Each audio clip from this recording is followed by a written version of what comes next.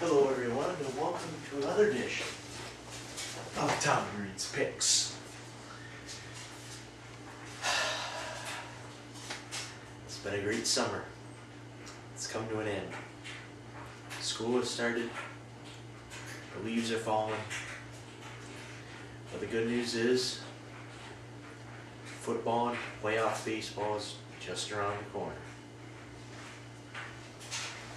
From the many guests I have on the show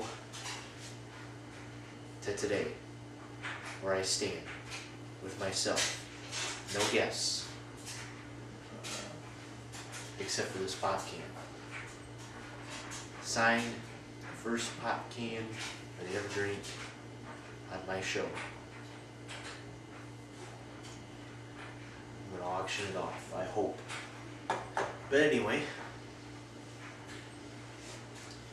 new school year, new football season. Let's go to football.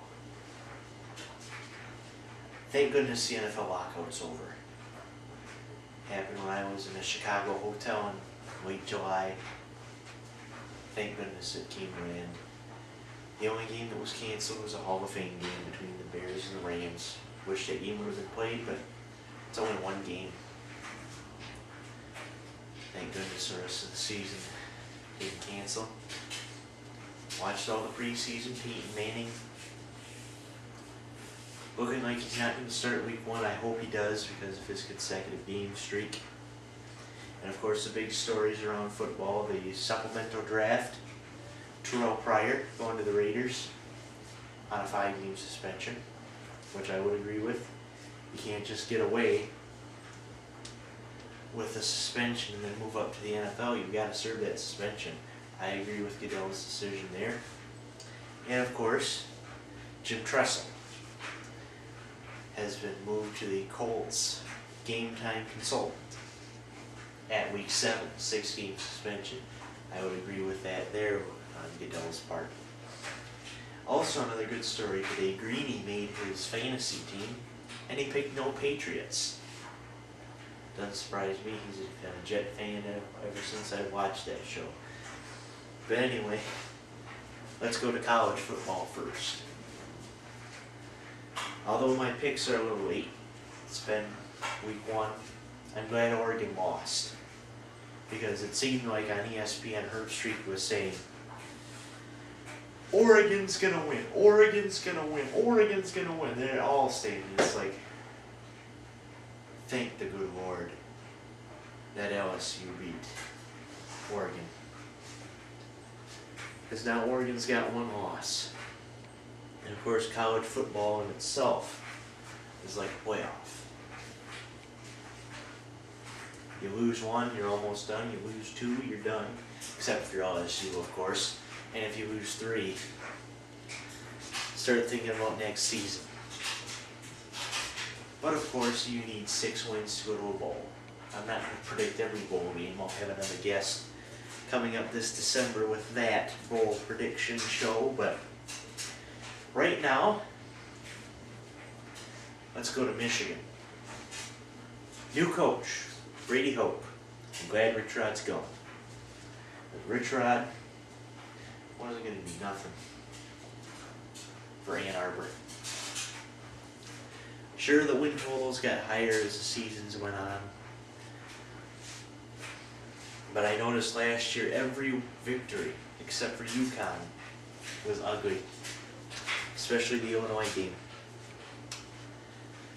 They scored more points in that game than Michigan did than both teams did in both their basketball games. Surprising, ain't it? It's not a coincidence neither. But anyway, the new Pac-12. That was a dryer, I apologize. The Pac-12. I will always call it the Pac-10, and it will always be referred to as the Pac-10 in this show. Whether it's the Pac-325 or the Pac-1, will be still the Pac-10. But anyway, let's go to my actual picks and talk about college sports and stuff. Well, Texas A&M's moving. The Big 12 is just turning into nothingness now, except for Texas. the second winningest program in college football behind Michigan. Thank goodness Michigan's at the top. Ann Arbor is the best. Go blue, they will beat State. That's one prediction. October 15th. Michigan will beat Michigan State at Spartan Stadium. 21-18.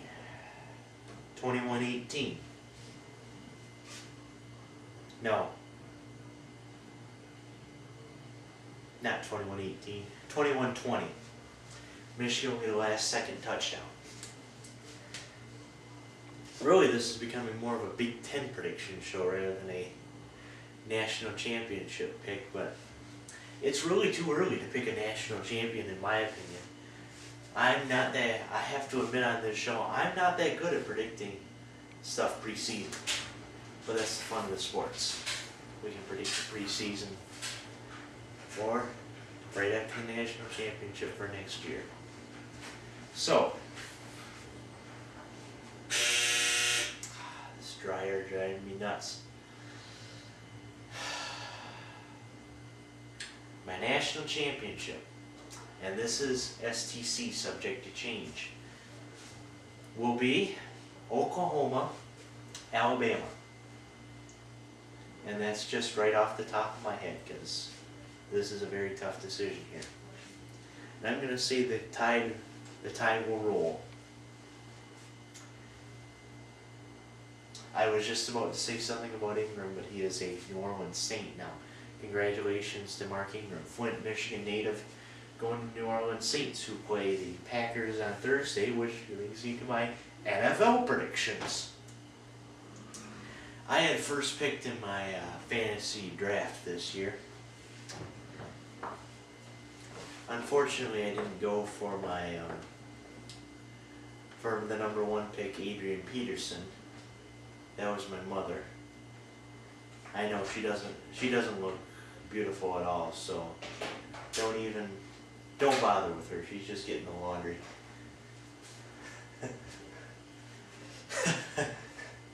I think she's ignoring me, isn't she? Oh, she can speak. You have a mouth, don't you? Say something to the camera. She's camera shy.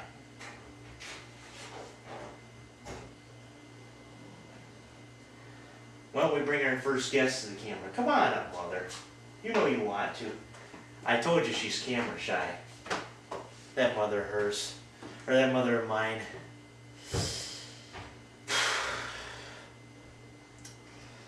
That's the first time she's ever walked into one of my shows. This is becoming more of a variety show than what I first thought. Anyway, to my NFL picks. On Thursday, the defending champion Packers, who I cannot stand. Wait a second, I was talking about fantasy football, wasn't I? I can't keep on topic today.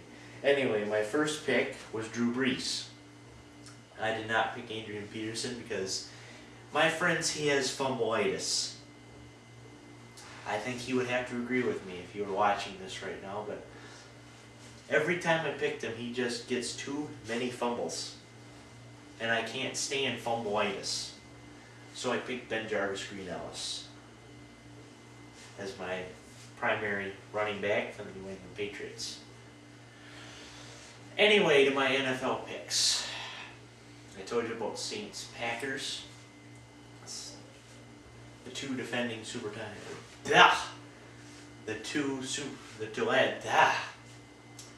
Third time's a charm. The last 2 Super Bowl champions face each other in the NFL debut. Of course, because I cannot stand Green Bay and their Limburger cheeseheads, I will have to go with the New Orleans Saints to win that game. And for my preseason NFL predictions, Rex Ryan and the Jets. They have a good chance. The AFC, I believe that third time's a charm. Third time's a charm in New York.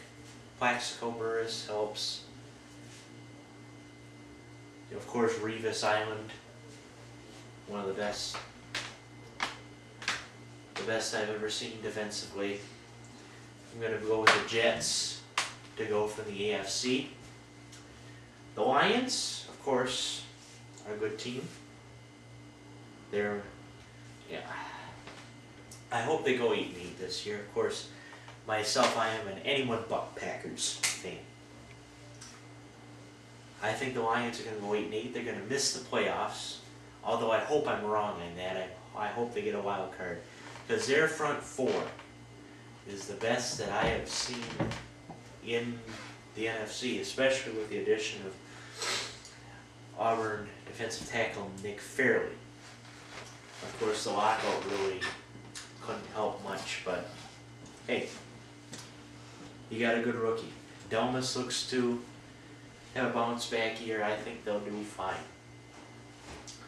But, excuse me, that is not my NFC Super Bowl prediction. My NFC Super Bowl prediction is going to be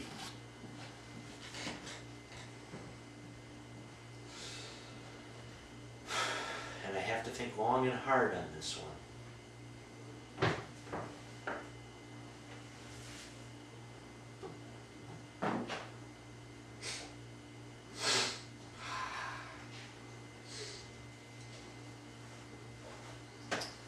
Oh, goodness me. Who we haven't got? Scooties.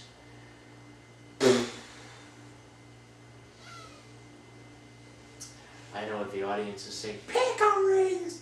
Pick! Well, I'm trying to give you what I think I can. Did you really get a Dell computer? At first I thought that was my mother laughing at what I said, but she's on the phone right now. It's on the phone, it's on the phone!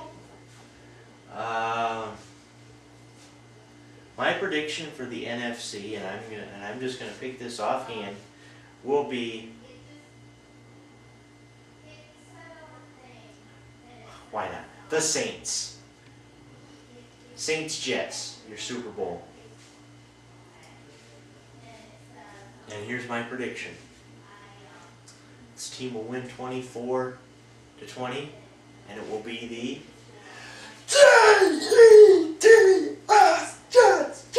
Jets.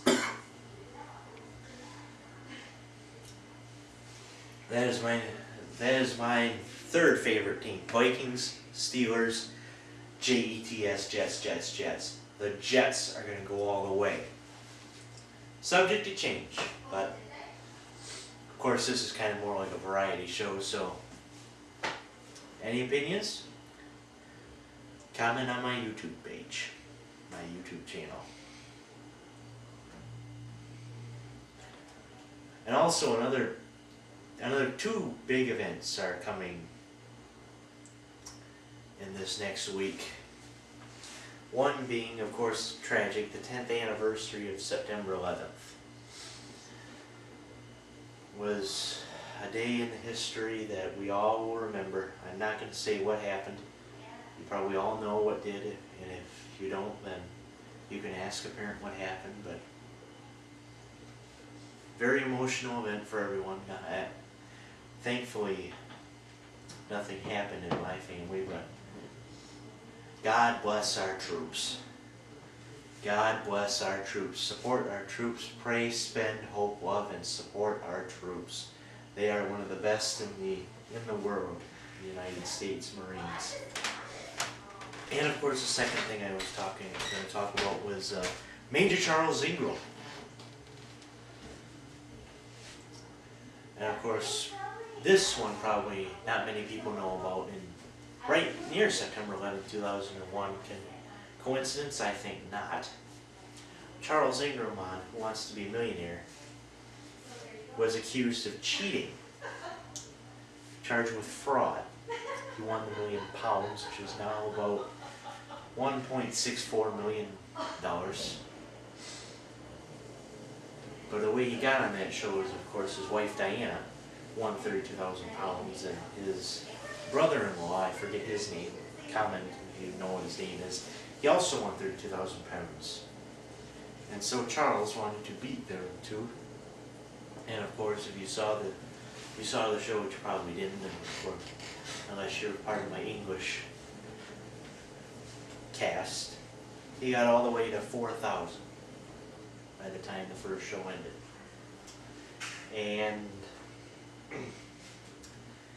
of course, he got carried over to the second night. So his wife Diana and the contestant in seat 3 of the on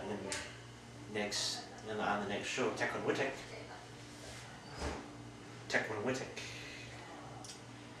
they met up and made a cheating plan.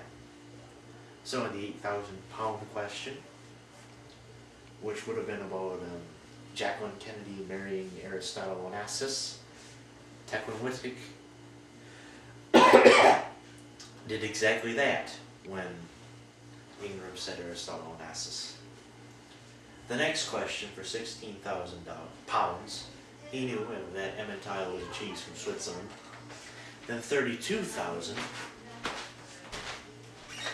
Charles didn't know this one, neither did Tekwen. There was an album, Born to Do It, released in 2000, which was by Craig David, and not A1, which Charles used his last lifeline, the 50-50. Of course, at 64,000, he had a question that Gentlemen versus Players was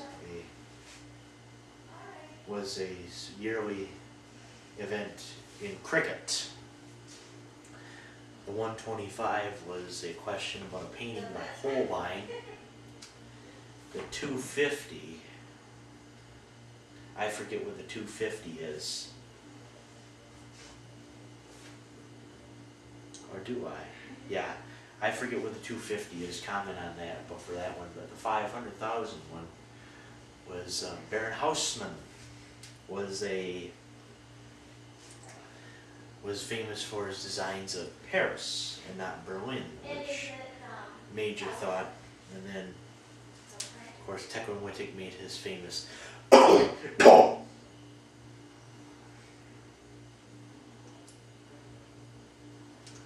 which that, and the million-pound question, which was a 1 followed by 100 zeros, is called a Google, dramatically changed Charles, Diana's, and Tekwen's life forever. Talk to me if you want to know more. Thank you for watching. Welcome to the new school year, the new football season, and the next generation. Good night, Canada.